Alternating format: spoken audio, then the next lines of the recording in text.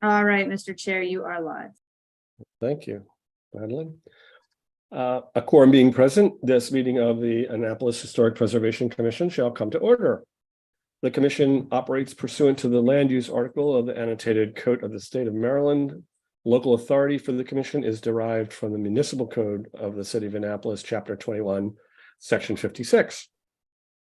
Our purpose is to preserve sites, structures, and districts of historic, cultural, architectural, and archaeological significance. Requirements for serving on the commission are detailed in section 21.8.06. The HPC operates pursuant to the State of Maryland Open Meetings Act, and therefore no pending application shall be discussed between or among the commissioners outside the public hearing. Okay, that's next on the agenda is our roll call. We have Bill Williams, Bobby Collins, our vice chair, Will Scott, Kim Finch, Here. Leslie Xavier, Here. and Kevin did text me today and said he's out of town. So we also have with us our wonderful staff, John Tower and Kimberly Consoli, who is our recorder, who will make sure everything is in the record. Okay. Next on the agenda is a pre-application, other business. So we have folks from St. Mary's here to discuss the living shoreline. So Adeline, if you could promote them, and then hello, Patricia. Good evening. How are you? Good, thanks. Good, good. And then you've brought some Yes, friends, and I which is have great. Joe and Brian with me from Biohabitats. Great, welcome. I'm just going to give an overview of where we are right now. Of course, all the technical questions, they will just chime in as you ask them, Okay. Well, great. Do you mind, you can introduce them and tell us what their role is, and then excuse me. and then this is a pre-application, which you know, you've heard this before, and thank you for keeping up the coming to us in the pre-application process. It is a courtesy extended to applicants before they make a formal application to provide feedback on compliance with and feasibility regarding a certain application, and anything that we say tonight, it shouldn't be deemed as a formal approval. So I just need you to acknowledge that. Certainly. You know this. Okay, thank you very much. Yes, Okay. All right. Certainly. I think we've all seen, I think we've all got your, we have been able to thank you for sending the application in advance. And so people have looked at it. So, but I'll turn it over to you and tell us what you'd like us to know. Excuse me, Tim. Excuse me, I'm sorry for interrupting, but I didn't receive any materials. It was in your folder. It was in the drive. Okay, my oversight then. Yes, it was in Pardon there for the too. interruption. No problem. Well, I think well, it'd be fine for Pat. You can walk through Right. it. I'm going to walk through it pretty short. anyway, and it's not lengthy either, Will. A short recap, we're entering year 6 of the exciting journey of getting a living shoreline at St. Mary's. To remind you, our original application was for a very different design, which we altered because of issues with involving excavation on the lowest terrace and removal of portions of the bulkhead. Then we went to an alternate design, which maintained a linear appearance, took away the headlands, but to avoid excavating into the terrace, we had to move channelward a considerable distance. I mean, the underpinning actually went out nearly 80 feet. And that was very, very expensive. What we did then was we had met HPC concerns, but we priced ourselves out of all of the funding agencies' guidelines. With the great support and infinite patience of the property owners, the Redemptorist Fathers, and the church, we were given continuous support. And this is where I introduced Joe and Brian from Biohabitats. We asked them to consider a concept which pulled us all the way back as far as we could, back towards the wooden bulkhead that is there now. And do recall that one of our main objectives in those days was to establish a tidal wetland of some dimensions in order to merit a funding from either DNR or a federal agency. In fact, at that time, after we'd been costed out of the market, the Redemptorists offered to fund an entirely new design, and we came into you last summer with Joe and Brian to tell you we intended to do that and to give you the broad brush outlines of what we were proposing to do to make sure that there were no major objections to it. And so tonight I want to talk over the refinements we have to that now, because we have a complete plan set done. I think, if it may be presumptuous enough to say this, that you'll be pleased with it, because if anything, the changes all go in the directions you're asking us to go in these past several years. One thing I want to say, to be careful in the beginning, we are engaged now in reseeking construction funding from multiple agencies, federal and DNR. All of them are competitive and they are all in process, and we have all these conflict of interest, and we can't bring in our funding agencies to discuss in this open meeting because we're still under consideration competitively. So whereas we're presenting this information to you tonight so that we can keep you appraised of what we're doing, we're not really asking for further suggested changes because we don't have feedback from the funding agencies yet as to whether this now meets their environmental concerns. We think it does. We're very hopeful, but please understand that. So with no further ado, let me go right into it. Let me share screen. Now this worked before, and I'm hoping it will work again. Please shout out if you can see. Can you see the slides? Yes, There I am. That looks great. Thank you. I see it. It looks great. Great, thank you. And so we have Brian and Joe there who will just jump in as we require. Let me go to the next. Okay, now I'm doing great, except that I don't know how to advance my slides. Right? There we go. Thank you. So here's the summary of our changes. We now have a smaller footprint than what we showed you before. When we talked to you last summer, we were still hoping to create some area of tidal wetland between a new reef barrier type of bulkhead and the old wooden bulkhead. For the most part, we are dropping that. That's not to say there may be, because there are pilings sticking out from the wooden bulkhead we have now, we may not be able to bring the gaming basket structure entirely flush against the wooden bulkhead, in which case there would be a gap, and Phil, mainly Rock, would go into that gap, and Joe is going to speak to that. We may find a clever workaround yet that will allow us to form the gaming basket so that we can sit it snugly against it. So that's our first. We've dropped out that component of created wetland. The wooden bulkhead remains intact. We are not cutting it down at all. That was a difference in the past. We're going to cut it down about 2 feet last year.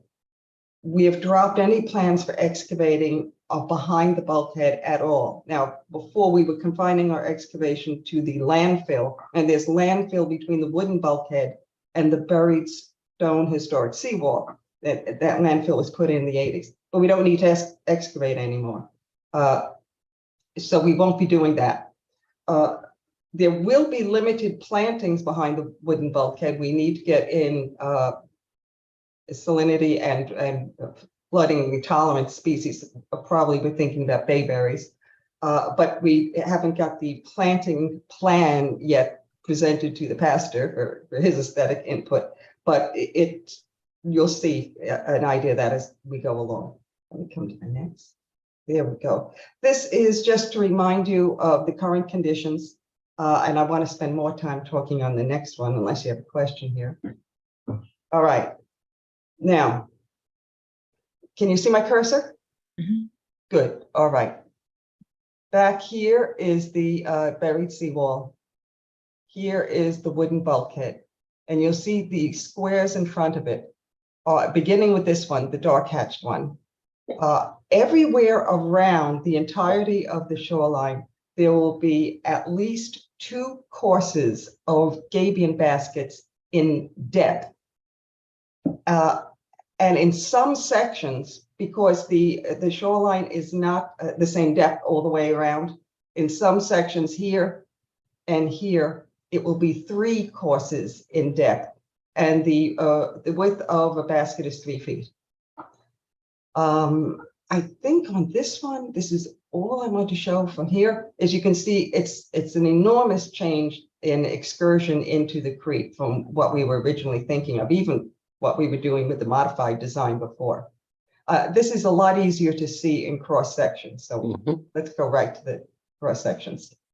All right, these represent 4 different areas of the entire shoreline, and I'll let Brian and Joe speak to that. But just to step us through this, it does look a little bit like a step ledge, starting with the current level of the lawn grass.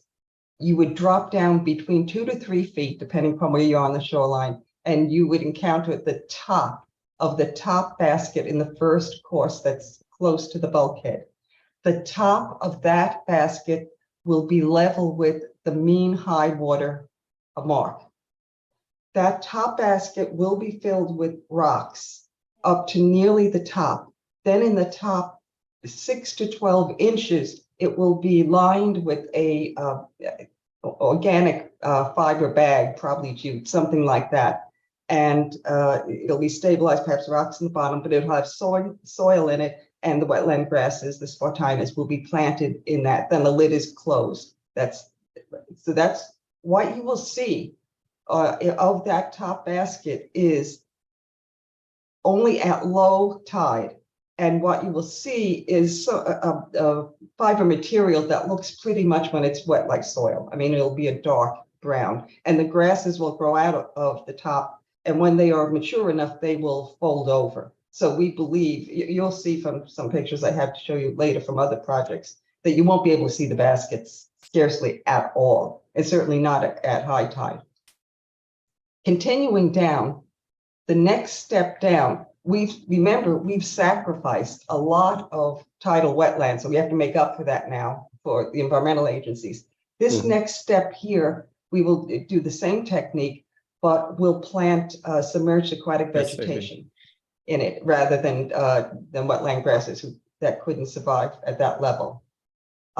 In places where down here, there's a 3rd step, we will not plant that 3rd step down. We're going to leave them unplanted, but our academic partners will monitor it over the years to see if there's any incursion into it, any self-reproduction of the grasses down there. Oh, I mentioned before, there may be a slight gap here between a piling and the shore that would be filled in with fill. But they'll also, if there's room, do a planting on top of that as well. So it'd be grass, spartina, down SAV, down to nothing unless it self-establishes. Let me see. I've told you the distances. Also, I should have mentioned there is, for stability, there is a rock toe or sill. I'll let the guys speak to it on the bottom to make it level. The height of the baskets is made level to the mean sea level. It's, the shoreline varies, the grass and the soil in topography as you go along the shoreline. So does the wooden bulkhead. And in fact, the wooden bulkhead is bowing in sections because it's aging and it's just actually starting a slow failure, actually. Let me see, probably this is what you have the most questions about. I'll remind you, I've shown these before, but the one on the upper right shows what one of these gabion baskets is like when it is fully vegetated and grown in. You really can't see it. And here is an example on the lower pictures, thanks to John, I found this, of a local resident who used gabion rock baskets to stabilize their shoreline. This is not how we're going to use it, of course. Ours are going underwater, but it just shows you the appearance. I have a few more to flip through. Oh, this is the planting plan, and if you're interested in the species, they're listed down here. We did not, at the time these were done, we had not yet indicated the bayberries that will go along the edge of the lowest terrace behind the wooden bulkhead. This is more information from the plan set. So is there any particular slide you'd like me to go back to? Can I turn this over to Joe and Brian to answer any questions you have? Well, yeah, thanks, Pat. This looks really exciting. So right off, some clarifying questions, and then from the commissioners is what we normally do now. And if we want to get into some technical details, your technical folks can chime in. So what thoughts do the commissioners have? Any clarifying questions here? Not for me. I'm good. I'm good. That usually indicates a good thing. We've seen a lot, and so clearly this is Yes.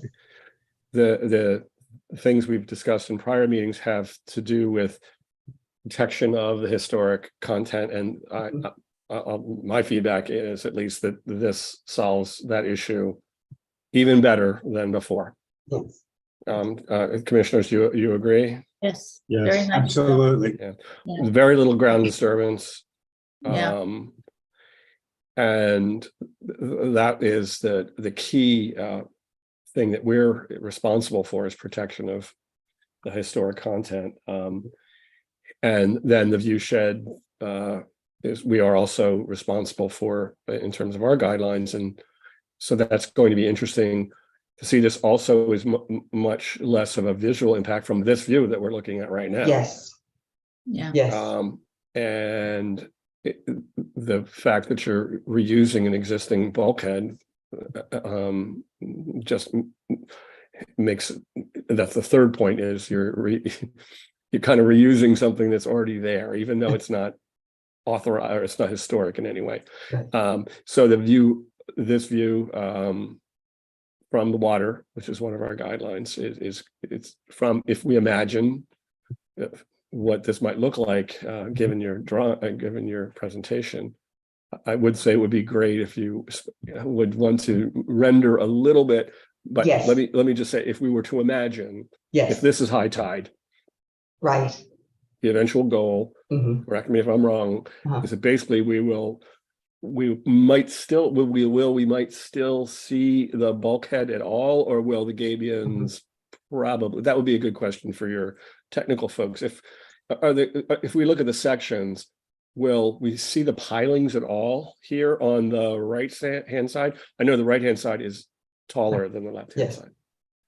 I want to say, Tim, one of the reasons I didn't ask Joe and Brian yet to have a rendering done is I didn't want to spend the money until we get debriefed by the funding agencies. Agreed. I understand that. Yeah. Yeah, but yes, that's something that we're going to have to show. It's a little bit hard because the reeds, as you know, curve down as they've grown up. Oh, something I forgot to mention before. We're researching this, but we're looking for examples of where people have used bayberry in a landscape setting and have pruned it. So we're going to try to mirror the box behind it. I have seen it done in some places. It's still being researched, but we're not just throwing in bayberries to grow up and scraggly and block the line of view down to the Carroll House. It'll be kept under control. Yeah, I think that's another aspect to this application when it comes. The final is the kind of the listing of the plants, which you've already starting to provide, would be evaluated in some of the criteria, but I don't imagine any of your plans would include anything tall that would be growing up. The bayberries can be of anything can be a smaller height. Right. Okay. All right. Thank you very much for your time and attention as you've gone through this long journey with us. Now, and I think we are also, if I'll summarize, then if anyone, other commissioners' thoughts, comments? Quick question. Sure. I know you haven't made final decisions about providing renderings of the plants, but Mhm. as best as you can tell me, am I correct in understanding that in front of the existing pilings, there would be along that entire stretch plantings that at their full height would obscure the pilings at high tide? The retaining wall? Let's think about that.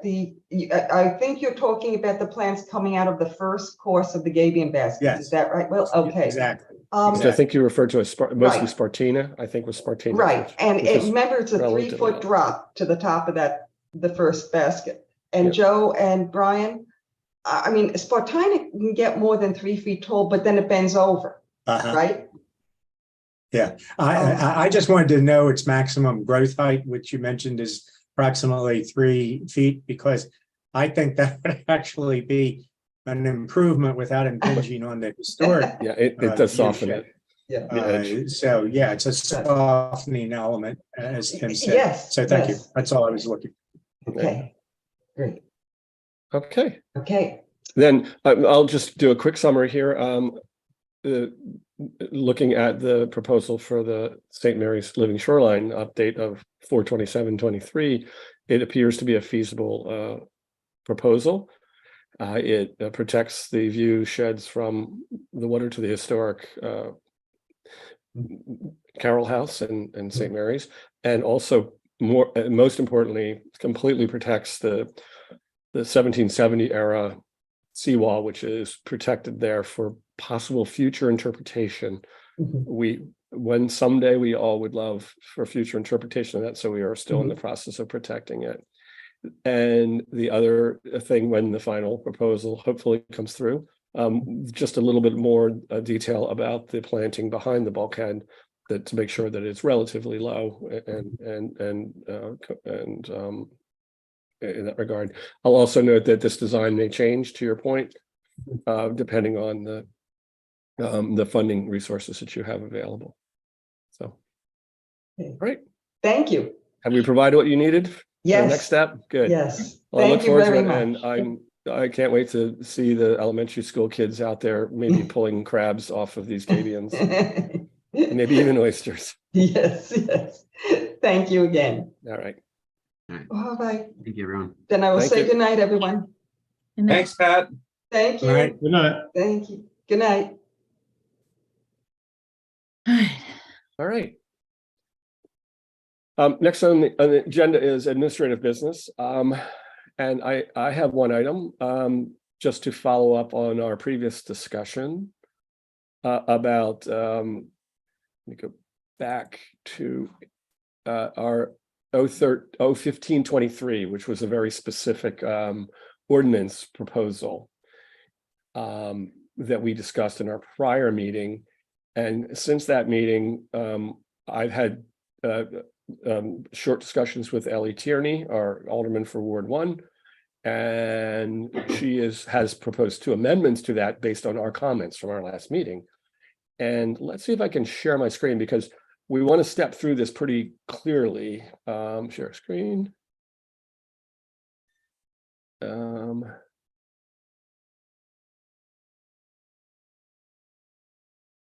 Take me a second here.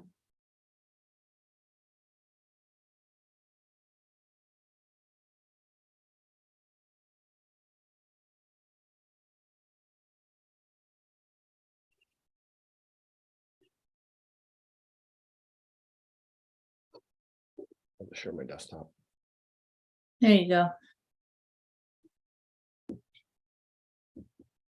Let me know when you can see it.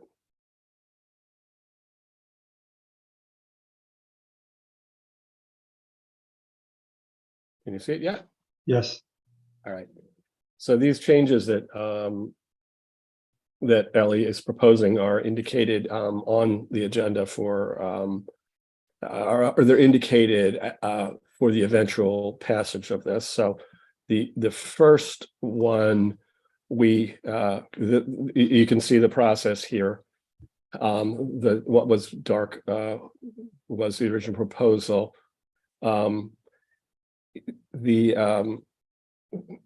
so all of that's fine. We had just recommended that they don't use the term Annapolis City Dock because that's not something that's on the FEMA maps.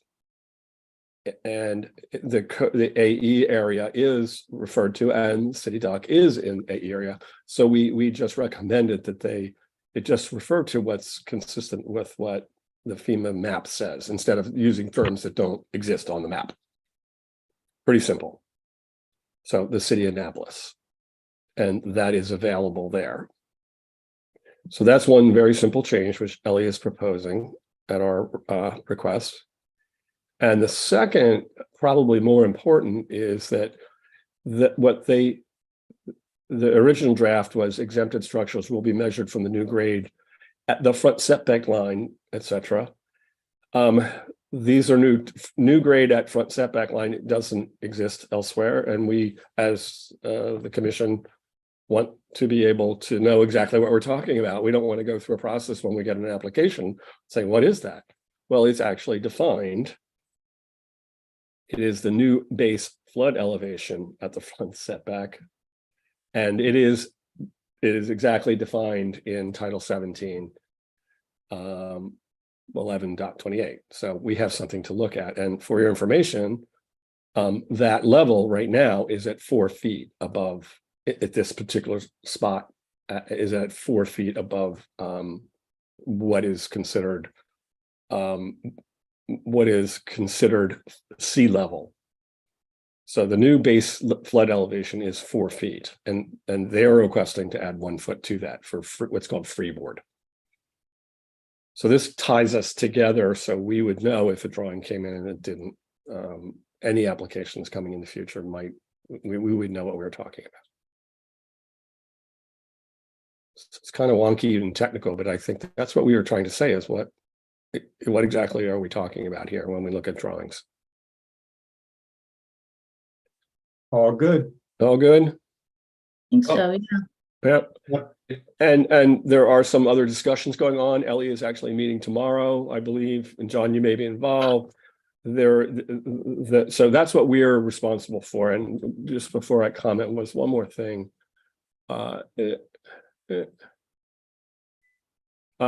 This is our step procedurally that we would take tonight, that you would authorize me to fill this form out, just received this, and say the commission would be favorable with the amendments that we just talked about, and then I would sign this and send it over.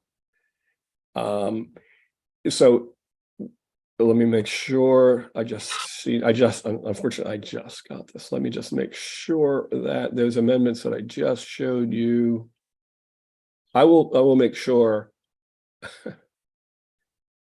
Yeah, this is the original one. So I need to make sure when I sign this and send it back that I include the 2 amendments that Ellie proposed. So we're stepping through this step by step. And then on May 5th, there's a rules committee meeting, which I think, Bobby, you agreed. I'm unfortunately going to be away, and it is in person. And So I Leslie, think I believe. Bobby can go and Leslie can go. And that's fine. We only need 1 or 2 people. Weirdly enough, if we get more than that, we might actually trigger a different situation. We don't want a quorum there. But all you'll need to do at that particular meeting is answer questions based on what you know from what we've all discussed. Okay. And other issues may come, they may come up and you can address them. But thank you for agreeing to do that. So the rules committee will then move that we'll be sending this to the council. You'll provide testimony there. The planning commission is also taking public testimony on this topic. So I don't know what that topic is they're going to be discussing, but between now and then, there will be a lot of discussion about this relatively technical detail. So that's going to be the trajectory of this over the next few weeks. Tim, is the one you're approving that you have there with the amendments the same as what's somewhere in the drive, so that Leslie and I can just review it before? Yeah, I will go ahead and help that process. They're they're on Legistar. They'll be in the Legistar things, but I will cut and paste for you all, so you don't have to go through this whole process here that I'm going through right now. which you can find you'll find the history of the legislation. Right. And so I'll cut and paste these two things. That Perfect. one, Thank you. that one, and that one are on the city and on the website. So I'll send this to you tonight. Thanks. Okay, John. I saw you had your hand up, and I know there's discussions about this because, to be frank, this has to do with a specific design of a specific building, which we will see in the future, which is the visitor center. And I think that's what Ellie is actually meeting tomorrow about. So we're just setting a bit of a technical groundwork here for that design. So John, you had to comment. Well, I just want to mention that as you have pointed out, the AE zone is larger than City Dock. That's one thing. The other thing is, I have said to the mayor, I've said to the acting chief of planning and zoning, and I've said to the chief of current planning that this should be citywide. And I'm not sure why it isn't. People have responded by saying, oh, you know, this could be a problem with Eastport. I can't imagine that anyone who is in a vulnerable position with waterfront property would not welcome this. Mhm. This is an opportunity to raise your house, your property Excuse me. above a flood level. Mhm. And for 95% of the flooding, which will come, this could save time, money, disaster relief, relocating, any number of things. So I'm not sure why this isn't going to be a proposed citywide, Yeah. because it should be comprehensive. I don't know why we're just looking at rising sea level mitigation for one area. It affects our entire shoreline. Yeah. So Yeah. I'm just The saying, only- mention it 3 times. And No, I think we're as a commission, we're on board with that. The only technicality is that we happen to be in our code section 2156 here. Right. And so Right. what I think we're saying is you might want someone else might want to look at other sections of the code that might have to do that with the same thing. Yeah, Will. Yeah, we're speculating, and you just pointed us back into our own lane. And having been a member of the Maritime Rezoning Task Force, the property owners in the maritime zone are actually very, they're on tenterhooks on anything like this. Yeah. My guess, and it's only a guess, is that some of the major landowners don't want this to be codified, or at least not codified this way. So for political reasons, the mayor and council may be setting this aside, so that will become its own separate discussion and amendment to the code. Yeah. That's just my guess. Yeah, I understand. what I you're was saying. constantly surprised at how one property owner in the Maritime District, and I don't mean one by euphemistically referring Yeah. to a person. That I just person, mean it would be this one time and this one another time, and they would be irate about some topic as innocuous as this, because they saw it Yeah. as a potential inhibition to their use of their property. Yeah. So I think that they're probably just trying to make this clean, make it happen, and move forward with the city dock. Yeah, I agree, and I think you're right. I'm trying to steer us back into our lane. This is a topic that may exist in other sections of the code, but that's not what this change is about. Yeah. This is We don't just find about- ourselves down.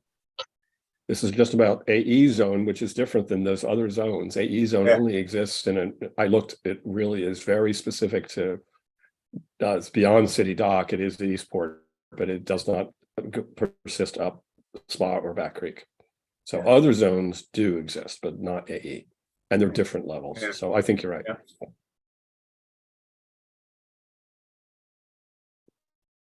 And then the only other, we just want to be very specific about the levels, and we should understand as commissioners, what base level means and it's codified already, nice and straightforward. I found it, so.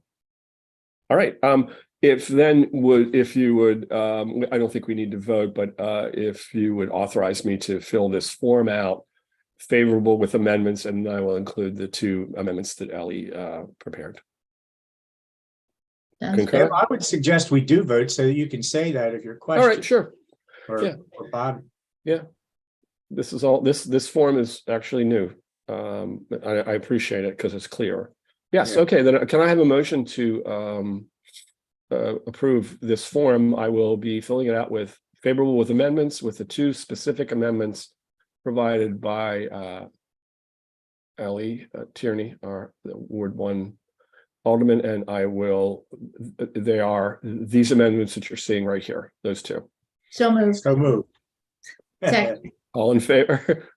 Aye. Aye. Opposed, abstained? Okay. Very good, thanks. And then this will continue a few weeks, so there'll be some more discussion. And then eventually we will see some buildings, including, actually, to tell you the truth, the Burtis House will be affected by this. And we've Oh, seen yeah. multiple drawings. We'll probably have more clarity now, I think, when we look at the Burtis House drawings. They're the first ones we're seeing.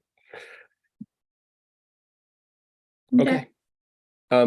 So any other business? We don't really have announcements tonight. Yeah, Will.